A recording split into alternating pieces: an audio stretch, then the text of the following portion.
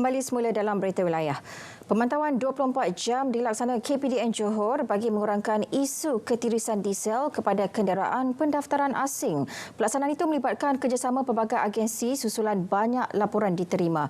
Laporan lanjut bersama Erwin Zaid berlintas langsung dari Johor Bahru. 17 rampasan diesel bersubsidi bernilai kira-kira 1.055 juta ringgit direkodkan KPDN Johor dari Januari hingga 11 Februari lalu. Ia hasil 1,289 operasi dijalankan di seluruh negeri ini.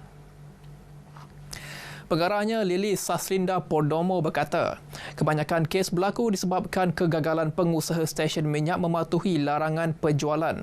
Selain terdapat pemandu lori mengubah suai tangki asal kenderaan kepada tangki tambahan. Maknanya diorang membuat cubaan itu untuk kata bila membeli dalam kuantiti yang besar sebagainya dalam lori yang telah diubah suai ini, ia telah menyebabkanlah maknanya berlaku ketirisan inilah katakan, dan kemudiannya mereka menjual pula kepada pihak lain yang ketiga, maknanya dengan harga mendapat keuntungan berlipat ganda. Okey. Johor Bahru merekodkan kes tertinggi ketirisan diesel.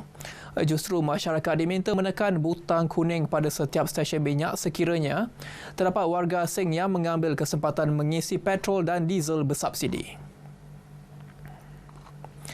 1,500 operasi gempur warga asing disasarkan Jabatan Imigresen Malaysia JIM Negeri Johor tahun ini. Operasi bertujuan mengurangkan masalah pendatang asing tanpa izin terutama yang tinggal lebih masa. Pengarahnya Baharudin Tahir berkata menerusi 488 operasi dari Januari hingga 11 Februari lalu, 882 parti termasuk kanak-kanak berusia 3 tahun diberkas. Mereka tidak memiliki permit sah dan tinggal lebih masa. Turut ditangkap 33 majikan. Yang sama tahun lepas kami merekodkan maknanya Januari Februari lah 444 tangkapan parti dan 1 majikan. Tetapi dalam tempoh ini kami merekodkan 882 tangkapan parti dan 33 tangkapan majikan. Itu saya katakan dia double daripada tempoh yang sama tahun ini berbanding tahun lepas. 2024 kami memang akan lebih agresif lah berbanding 2023. Sebab kita dah bagi peluang yang sangat luas kepada parti ini. Setakat ini, tangkapan parti tertinggi direkodkan di Johor Bahru dengan 751 orang, diikuti Batu Pahat 45 orang dan Segamat 34 orang. 710 tahanan telah dihantar pulang ke negara asal menerusi 27 kali penghantaran oleh Dipo Imigresen Pekanenas Pontian. Ikan kelah yang dikategorikan antara ikan sungai termahal di Malaysia sering mendapat permintaan tinggi. Atas faktor itu, Universiti Teknologi Malaysia UTM dengan kerjasama pengusaha ternakan ikan kelah di Mersing melaksanakan kajian khusus membantu golongan B40 menjana pendapatan. Menurut Ketua Program Kelah UTM merangkap pensyarakanan Fakulti Kejuruteraan Elektrik, Dr. Muhammad Adib Sarijari. 15 peserta dipilih mempelajari cara pembenihan dan peternakan ikan kelah. Sistem internet keberdaan IoT turut dibangunkan bagi membolehkan pemantauan dilakukan di kawasan ternakan menggunakan teknologi sedia ada. Peternak juga mampu meraih pendapatan RM18,000 sebulan menerusi kaedah beli semula. Sistem ini akan memberikan kemampuan untuk mengesan sekiranya berlakunya blackout dan dia akan tidak akan sound alarm supaya orang yang menjaga kolam tu aware ada blackout. Sekiranya dia lambat ambil tindakan lebih daripada 4 jam ikan kelah boleh bertahan tanpa elektrik oksigen, dia ada kemungkinan besar akan ada kematian ikan lah. Tempat saya, kebanyakan kita guna secara manual. Macam kita test water quality secara manual. So memerlukan tenaga kerja yang ramai. Tapi selepas kita kerjasama dengan UTM datangkan teknologi dia dan memudahkan saya dan mengurangkan tenaga kerja lah. Jadi tak payah ramai-ramai dan memudahkan saya. Sekarang ni saya boleh monitor macam water quality melalui handphone saja. Sekarang ni, ini cuma orang kata cerita-cerita angan-angan. InsyaAllah minta-minta jadi kenyataan. Saya berhasrat untuk nak tambah kolam lagi kat kawasan lapang tu. Tapi kita orang pun tengah susun kita orang punya keuangan. Harap benda ni akan berterusan dan saya boleh berjaya macam mana Faiz berjaya sekarang. Itu yang saya nak. Sebab benda ni dengan keadaan ekonomi sekarang, kita tak boleh pergi satu je. Kita kena cuba banyak cabang. Perkongsian itu mengakhiri berita wilayah dari Johor, kembali ke Kota Media Kuala Lumpur. Baik, terima kasih Erwin. Beras putih tempatan yang diedarkan Lembaga Pemasaran Pertanian Persekutuan Fama akan dijual di Pasar Tani seluruh Melaka bermula hari ini. Exco Kemajuan Desa, Pertanian dan Keterjaminan Makanan Melaka, Dr. Muhammad Akmal Saleh berkata, ketetapan itu dibuat bagi memastikan semua lapisan masyarakat mendapat bekalan beras putih tempatan itu secara adil.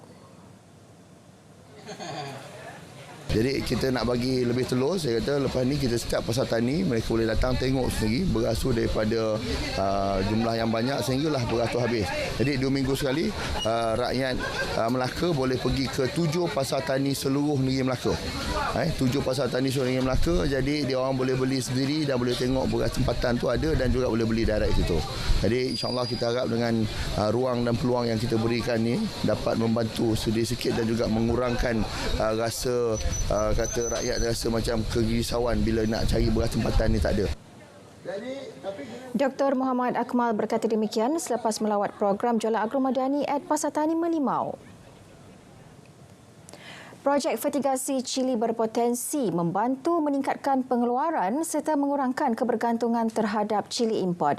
Exco Pertanian, Industri Asas Tani dan Luar Bandar, Datuk Zahari Sarip berkata, Johor menyumbang 29.7% kadar sara diri cili pada peringkat nasional. Program fertigasi cili seluas 5 ekar mampu menjana pendapatan RM2,000 seorang kepada 11 peserta dan projek dijalankan untuk tempoh 10 tahun.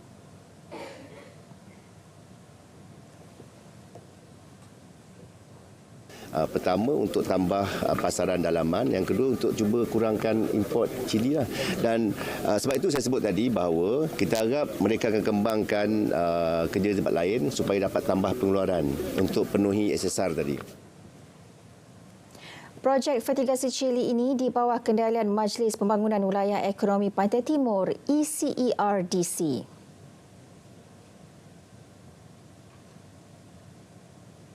Kami dah kena pasti ada satu lagi tanah dekat kamp pengakap yang kat sini 30 hektar tu mungkin akan jadikan kami projek kedua. Ini adalah salah satu projek IPR, inisiatif pendapatan rakyat di bawah Kementerian Ekonomi. Beliau berkata demikian semasa program tuaian cili pertama projek fertigasi cili ECERDC di Segamat. Selain Segamat, program tersebut juga dilaksanakan di Bacok, Kelantan dan akan diperluas ke Pekan Pahang pada bulan hadapan. Program berkatan beramai-ramai menjadi alternatif terbaik bagi membantu keluarga yang kurang berkemampuan. Di Negeri Sembilan, program berkatan dianjurkan pelbagai NGO dengan kerjasama Pusat Khidmat Dewan Undangan Negeri serta Parlimen di negeri itu. Saya melihat bahawa program ini adalah untuk menyatupadukan masyarakat dan silaturahim yang tinggi. Di samping ini BJCC selaku penganjur bersama dengan pejabat parlimen dan pejabat DUN bekerjasama untuk pastikan bahawa program ini dapat membantu meringankan beban masyarakat. Beliau menyatakan pada program khatan perdana at Kenduri Rakyat Anjuran BJCC dengan kerjasama pejabat Parlimen Port Dickson di dataran homestay Kampung Pacitan, Port Dickson.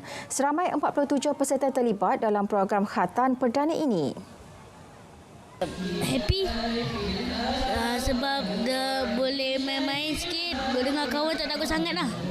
Sakit lah sikit. Tapi rasa lah takut sikit. Tapi ada kawan, tak rasa lah. Tadi main air bomba. Main air bomba sama-sama. Macam tu tak ada rasa sakit lah. Polis Johor berjaya menahan 184 individu termasuk 162 warga asing terlibat pelbagai kesalahan termasuk melanggar pelesenan pusat hiburan dan penyalahgunaan dadah. Ketua Polis Johor Komisioner M. Kumar berkata serbuan dijalankan menerusi operasi Noda Khas dan Hibur bermula 12.30 malam hingga 5 pagi. Antara kesalahan melanggar syarat lesen hiburan, tidak memiliki pas kerja sah, salah guna pas kerja dan tinggal lebih masa. Selain itu, ujian yurin mendapati 4 lelaki dan 28 wanita warga asing bersama 14 lelaki dan 2 wanita warga tempatan positif dadah. Turut dirampas peralatan pusat hiburan dan wang tunai. Kes disiasat mengikut Akta Imigresen 1959-63, Enakmen Hiburan dan Tempat-tempat Hiburan Negeri Johor 1998 serta Peraturan-Peraturan Imigresen dan Akta Dadah Berbahaya 1952.